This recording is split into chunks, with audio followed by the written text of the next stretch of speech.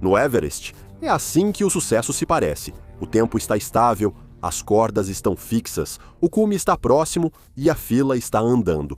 Don Cash está fazendo exatamente o que deveria fazer. Ele não está entrando em pânico, não está ficando para trás, ele só está esperando. Mas acima de 8.000 metros esperar não é algo neutro. Cada minuto custa algo que seu corpo não pode repor. Aqui em cima, tempo é oxigênio, e oxigênio é sobrevivência. A fila à frente desacelera, depois para. À primeira vista, nada parece errado. Sem tempestade, sem desabamento, sem emergência. É isso que torna esse momento tão incrivelmente assustador. Ao final desta história, você vai entender como seguir todas as regras no Everest ainda pode te deixar preso, sem saída para descer. Bem-vindo ao Limite Extremo, 21 de maio de 2019. O dia que fez especialistas se referirem à temporada de escalada de 2019 como o ano que quebrou o Everest. Parece extremo, mas quando eu te contar a história de Don Cash, você vai entender o porquê. Isso não foi exagero.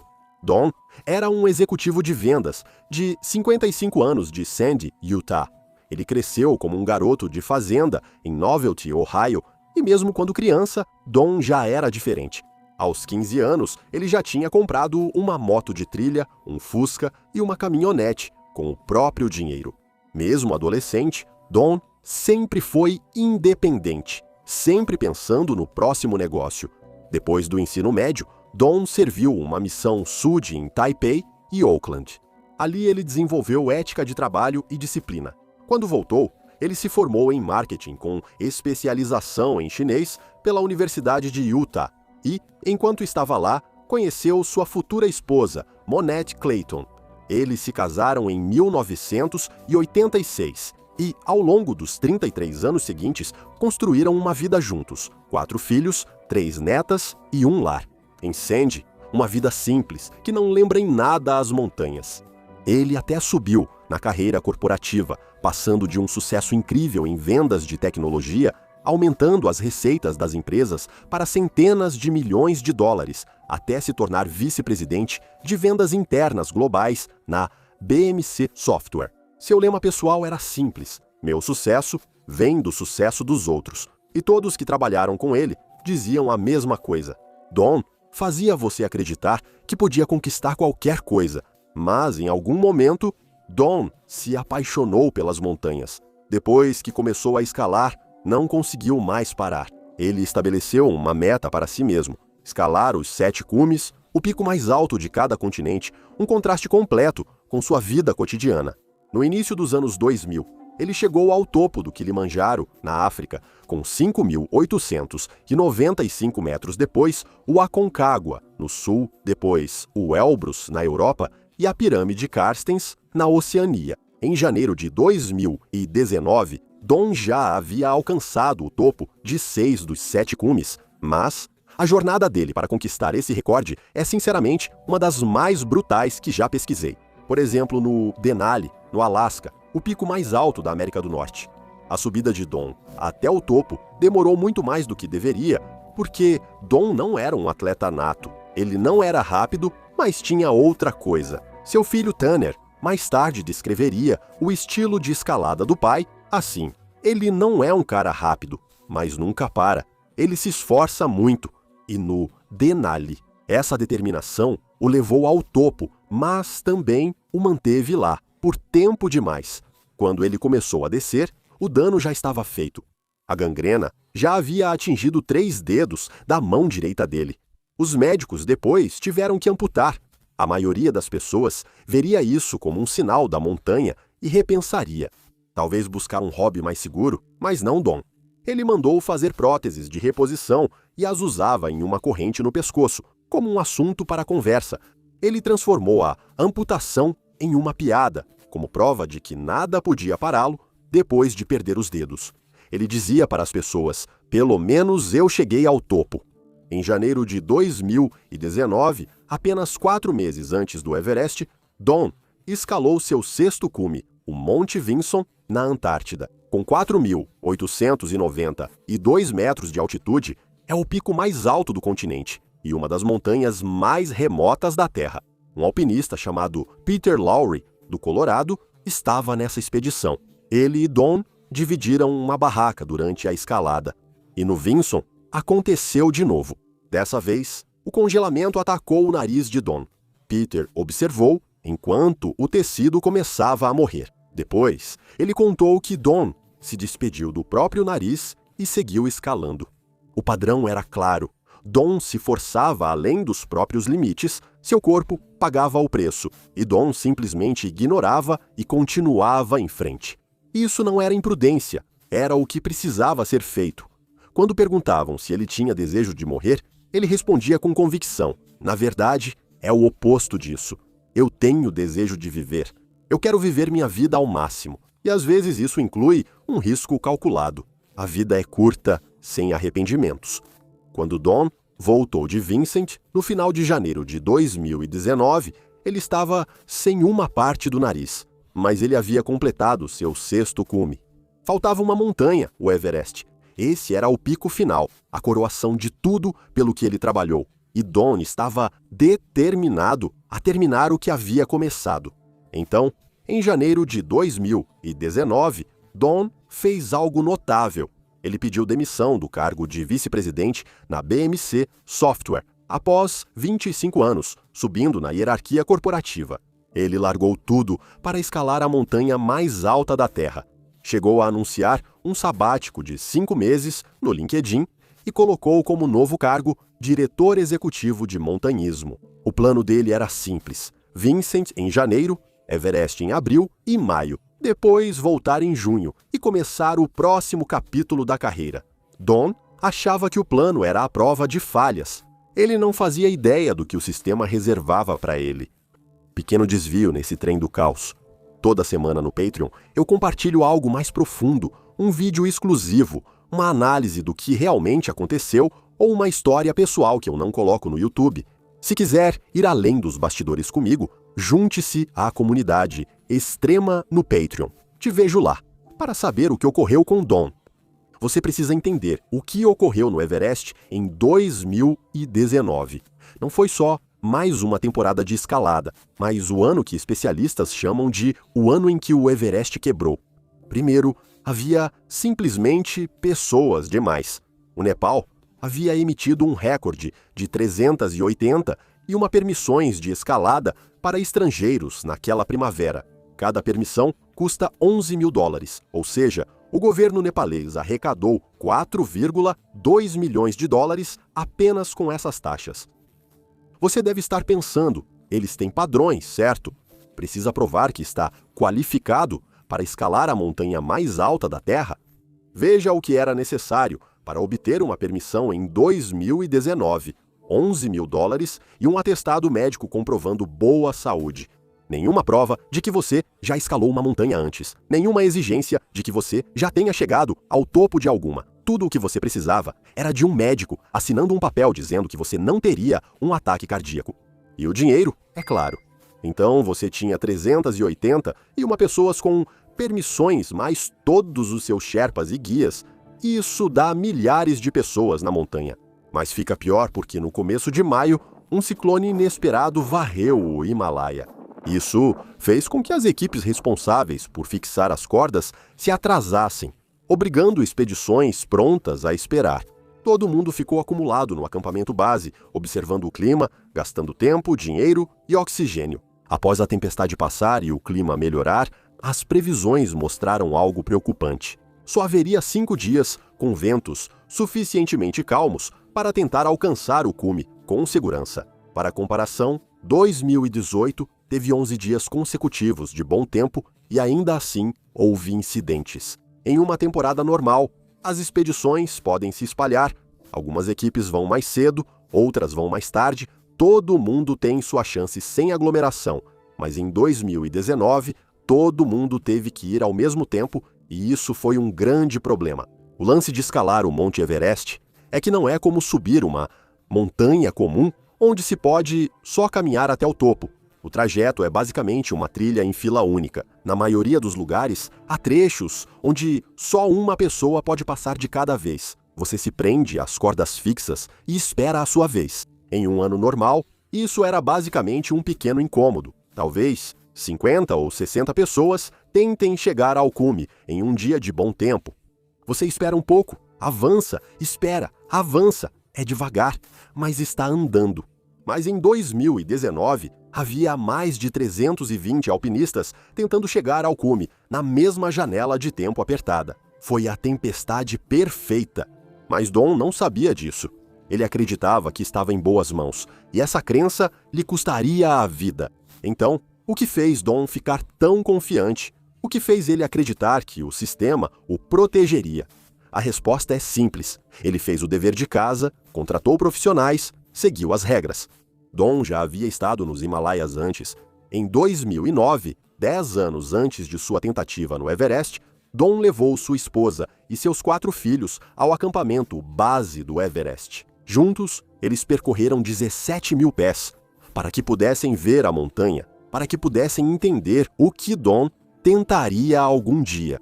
Eles leram livros e assistiram a documentários sobre o Everest juntos. A família dele conhecia ou achava que conhecia os riscos. Para essa expedição ao Everest, Don contratou a Pioneer Adventure, uma empresa nepalesa com anos de experiência na montanha.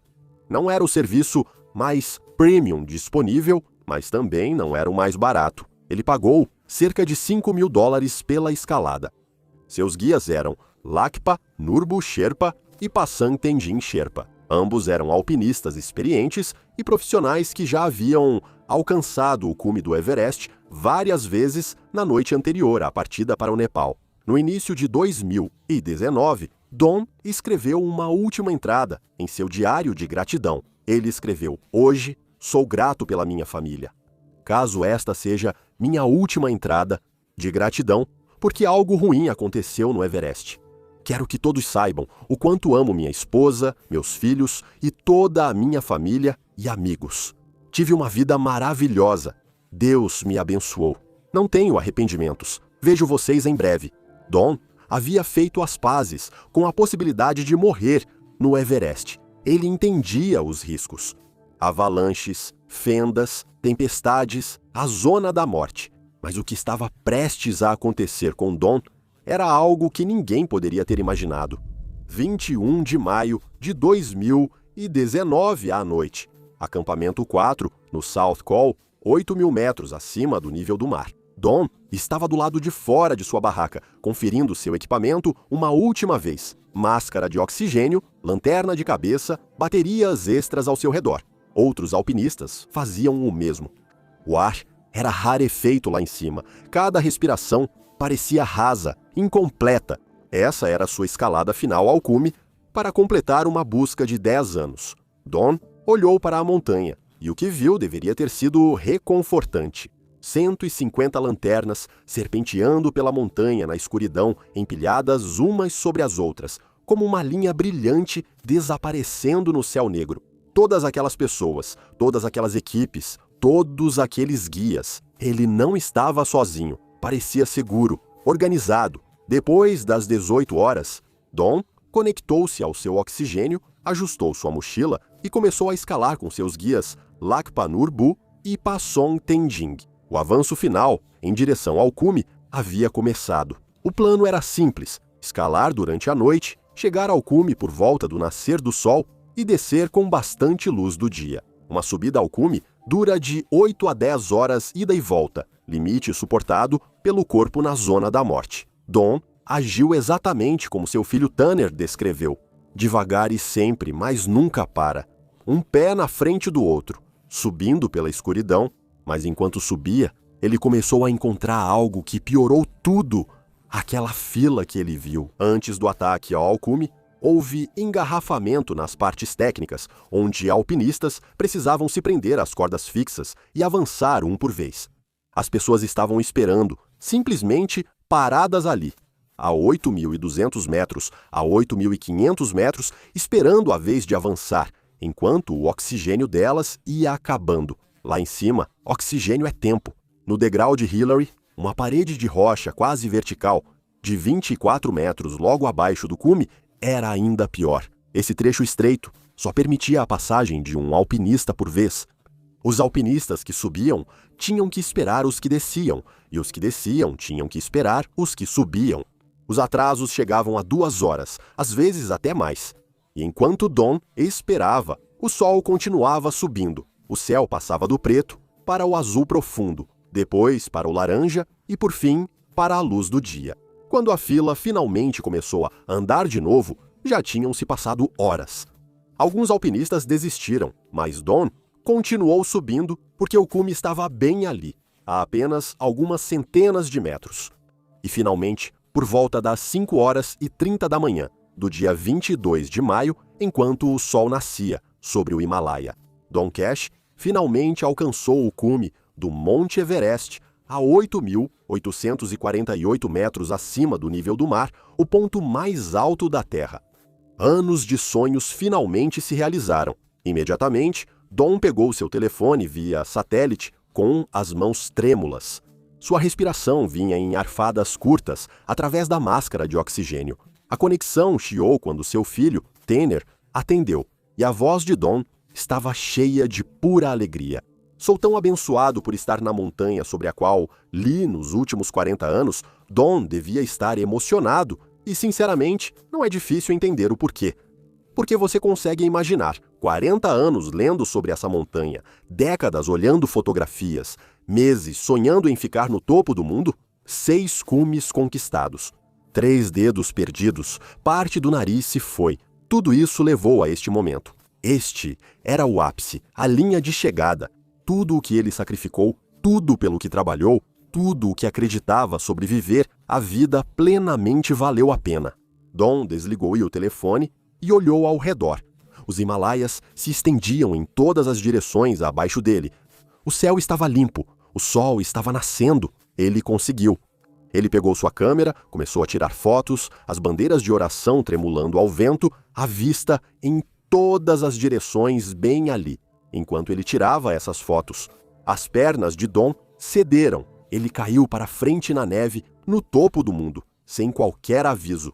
Don Cash, o homem que nunca parava, parou. Eis o que provavelmente aconteceu. Don já estava escalando há mais de 12 horas, de 4 a 6 horas a mais do que o normal. E nesse tempo, seu corpo estava morrendo. Porque acima de 8.000 metros, você está no que os alpinistas chamam de zona da morte. O nome já diz tudo nessa altitude. Não há oxigênio suficiente no ar para sustentar a vida humana. Seu corpo começa a desligar, suas células estão sendo privadas, seu cérebro está inchando, seu sangue está engrossando e a matemática do oxigênio é brutal. Em taxas altas de fluxo, uma garrafa padrão de oxigênio de 3 litros dura de 3 a 4 horas. A subida de mais de 12 horas de Don significou que ele usou de 3 a 4 garrafas. Só de chegar ao topo, o corpo dele já tinha atingido o limite. Depois, o tempo no cume, a ligação telefônica, as fotografias, a sensação esmagadora de orgulho e realização. Tudo isso enquanto estava em pé, em um pico de apenas 10 metros de largura. Depois que ele caiu, seus 2 guias Sherpas, Lakpa Nurbu e Tripasang Tenzing, se ajoelharam ao lado dele. Quase imediatamente, eles começaram a fazer RCP e compressões torácicas.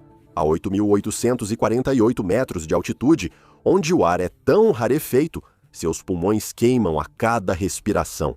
É muito arriscado, mas não fazer nada também era. Eles aumentaram a pressão do oxigênio, massagearam seus membros e fizeram de tudo para trazê-lo de volta, o que, impressionantemente, funcionou. Os olhos de Don se abriram, ele podia vê-los e se comunicar. Imagine o alívio dos Sherpas naquele momento. Eles o trouxeram de volta. Ele estava vivo, estava consciente, mas então tentaram ajudá-lo a ficar de pé. E Don simplesmente não conseguia. As pernas dele não funcionavam. Don estava consciente, conseguia ver, conseguia falar, mas o corpo dele tinha desligado completamente. E a 8.848 metros de altitude, isso era uma sentença de morte. Porque se você não consegue andar, não consegue descer. E se não consegue descer, você morre. Agora aquele engarrafamento faz sentido? Os Sherpas tinham que decidir ficar com Don no topo, tentar algo e esperar por sua recuperação, sabendo que a cada minuto que ficassem ali, os 3 iriam morrer lentamente. ou eles podiam tentar descer com ele, e eles escolheram descer com ele imediatamente. Essa era uma tarefa quase impossível. Mover um alpinista incapacitado na zona da morte, em altitude extrema, exige força e coragem extraordinárias. Mas Lakpa-Norbu e Passon Tendjing não hesitaram. Eles começaram a arrastar Don para baixo, desde o cume. Eles desceram 24 metros verticais, no mesmo local onde Don realizou seu sonho. Eles chegaram ao degrau Hillary. E foi ali que essa história passou de partir o coração para uma das mortes mais brutais que já pesquisei. Porque quando Lakpa-Norbu e Passon Tendjing chegaram ao degrau Hillary com Don, seus corações afundaram. Ao olharem para baixo, viram um congestionamento de mais de 200 alpinistas em fila única subindo a montanha. Agora, lembre-se, no degrau Hillary, há apenas uma corda fixa. Só uma pessoa pode passar por vez. Se alguém está subindo, você espera. Se alguém está descendo, você espera. Em condições normais, você pode esperar 10 minutos, 15 minutos. É irritante, mas dá para aguentar. Mas dessa vez, mais de 200 alpinistas estavam tentando passar pela mesma seção estreita. E Lakpa-Norbu e Passon Tendjing não conseguiam passar por eles. Eles não conseguiam passar nem carregar Don pela fila. A única rota para Ungyul para a segurança estava bloqueada, então eles esperaram pela vez deles, com Don deitado na neve entre eles. A 8.770 metros na zona da morte, a Pioneer Adventure mais tarde relataria que eles esperaram pela vez deles por pelo menos 2 horas. 2 horas. Pense no que isso significa. Acampamento 4 com abrigo, suprimentos médicos e uma chance de estabilizar. Don estava a apenas 820 metros abaixo deles em condições normais. Isso seria de 4 a 6 horas de descida. Eles não podiam se mover, não por condições naturais, mas por acidentes causados pelo homem. Enquanto esperavam, Don morria. Os Sherpas fizeram o possível. Eles deram ao Don seu próprio oxigênio, sacrificando a própria sobrevivência. Para mantê-lo vivo, o aqueceram ao máximo no vento brutal. Eles falaram com ele, tentando mantê-lo consciente. Mas a dura realidade da zona da morte é que o corpo só sobrevive ali por tempo limitado. E Don já estava acima de 8.000 metros há mais de 12 horas, e sua temperatura corporal estava caindo. O frio, naquela altitude, combinado com o cansaço, estava fazendo o corpo dele parar, sistema por sistema. Os Sherpas checavam seu estado e tentavam mantê-lo consciente, mas, com o passar das horas, viam ele enfraquecer, torciam para que resistisse, pois era tudo o que podiam fazer. Esperavam que a fila andasse e que eles conseguissem levá-lo até o acampamento 4 antes que fosse tarde demais, mas a fila não andava rápido o suficiente. Durante as 2 horas de espera, Don desmaiou pela segunda vez. Os Sherpas imediatamente começaram a fazer RCP de novo, compressões torácicas de novo, oxigênio de novo, tudo o que eles tinham feito antes e que o trouxe de volta da primeira vez. Mas dessa vez, não houve resposta. Os olhos de Don não se abriram, seu peito não se levantou, seu corpo não respondeu. Dessa vez tinha acabado. Donald Lynn Cash morreu no Hillary Step, a 24 metros de onde ele realizou seu sonho de 40 anos a 823 metros acima da segurança. Ele não morreu por uma avalanche, nem por uma queda, nem por uma tempestade, nem por nenhum dos riscos para os quais ele havia se preparado e com os quais havia feito as pazes. Ele morreu em um engarrafamento no Monte Everest, esperando na fila enquanto seu corpo parava. 2 Sherpas, que arriscaram a vida tentando salvá-lo, assistiam impotentes. O sistema, que recebeu $35 mil e emitiu uma permissão, não conseguiu trazê-lo de volta com vida. O triste é que Don não foi o único a morrer naquela temporada. A temporada de primavera de 2019 matou 11 alpinistas no Everest. 4 eram indianos, 2 irlandeses, 2 americanos, incluindo Don, um britânico, um austríaco e um nepalês. E essas mortes tinham algo preocupante em comum. A maioria morreu de exaustão, ficou presa em engarrafamentos, ficou sem oxigênio enquanto esperava na fila. Mas há um detalhe perturbador sobre a morte de Don. Lembra de Peter Lowry, o alpinista que dividiu a barraca com Don no Monte Vinson e viu ele beijar o próprio nariz. Adeus à gangrena. 4 meses antes, Peter chegou ao topo do Everest em 23 de maio, um dia depois de Don morrer. E na subida, ele passou pelo corpo de Don, ainda com seu macacão de plumas brilhante e botas meio coberto de neve. Menos de 24 horas morto, disse Peter aos repórteres. Achei que veria corpos de 5, 10, 20 anos atrás, não desta temporada. Eu não me preparei mentalmente para ver pessoas que tinham morrido há menos de 24 horas. 4 meses antes, eles tinham dividido uma barraca, compartilhado histórias, compartilhado o sonho. Agora, Peter estava passando por cima do corpo dele, a caminho do cume. Foi nisso que o Everest se transformou. Então, como isso aconteceu? Como uma montanha que já foi escalada milhares de vezes se transforma em uma armadilha mortal? A resposta não está na montanha, está na economia. O Ministério do Turismo do Nepal não avalia o sucesso pelo número de alpinistas que retornam vivos, mas sim pela receita. Eles nem monitoram isso. O turismo representa cerca de 7% de todo o PIB do Nepal.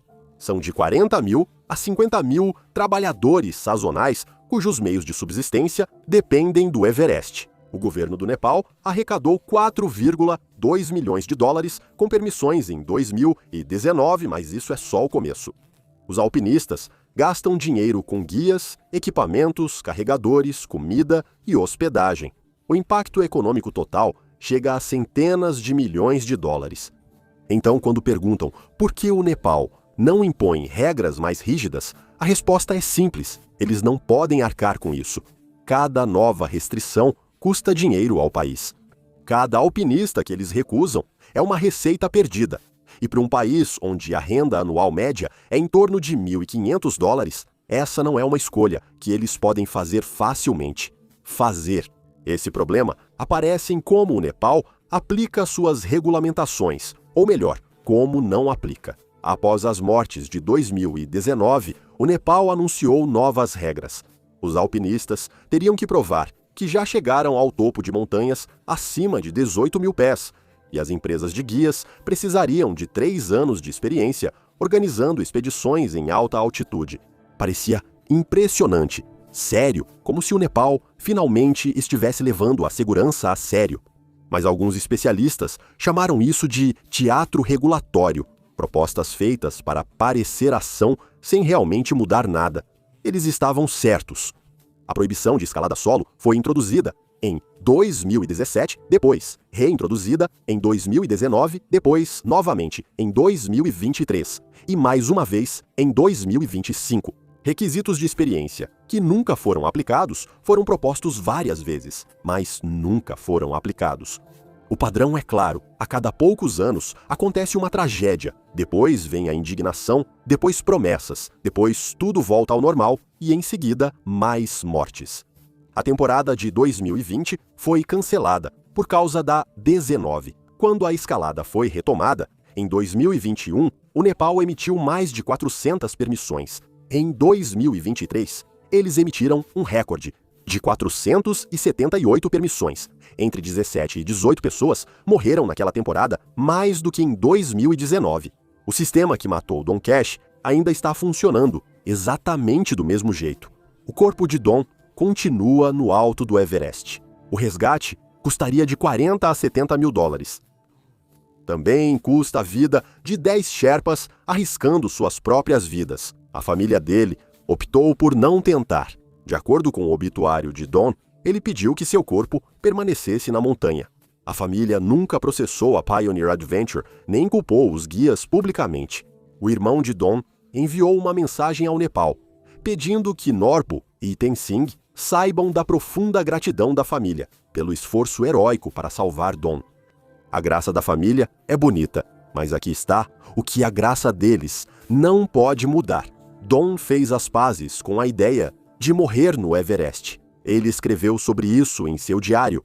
Ele entendia os riscos, avalanches, fendas, tempestades, mas ele não fez as pazes com a ideia de morrer em uma fila. Ele não se preparou para um sistema que valorizava a receita acima das vidas. Ele não calculou o risco de 200 pessoas bloqueando sua única rota para a segurança. Don viveu plenamente realizou seu sonho e ficou no topo do mundo. Mas a 24 metros daquele cume, um engarrafamento o matou. E 5 anos depois, aquela fila ainda está lá. Obrigado por assistir e nos vemos no próximo. Seja ousado e viva com coragem.